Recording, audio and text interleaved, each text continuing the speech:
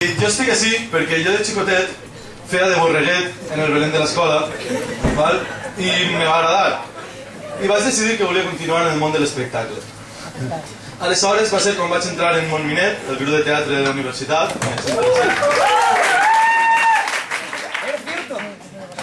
Sí, és veritat, jo vaig passar directament de fer de borreguet en el Belén a la universitat.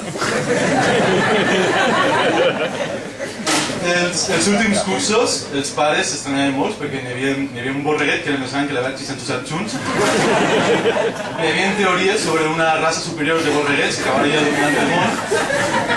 Ja heu vist quina xorrà, un animal que caga fent boletes.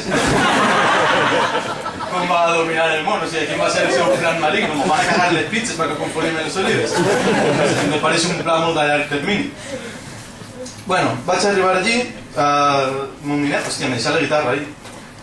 Passeu-me la guitarra, passeu... Ah, mira, és per després. Bueno, vaig entrar al grup de teatre de la universitat i vaig fer el meu primer paper en una obra sobre la Bíblia. Jo me vaig negar a fer de borreguet, no volia encasellar-me.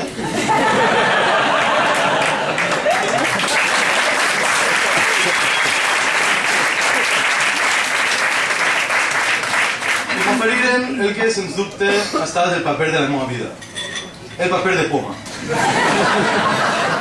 De fet, jo ni tan sols era la poma, jo era la poma suplent. Això és veritat. Jo feia de poma perquè la persona que en un principi havia de fer de poma no podia vindre. Jo no sé ni com m'enganxaren, m'hagueren un dia dos amics del grup de teatre. Hòstia, tio! Buah, perfecte! No miràs que no dona el perfil. Oh!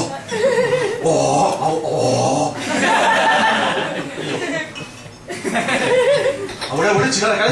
Hòstia, si pareix que hagi sigut el clip a tu. La poma. Bueno, vaig estar prou temps preparant-me el paper. No sé si coneixeu el mètode Stanislavski. Vaig estar 6 mesos convivint entre pomes,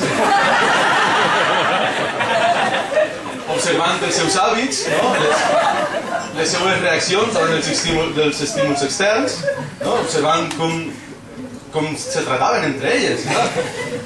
Al quart mes me doy compte que no parlaven. No m'ho rigueu, és algo important.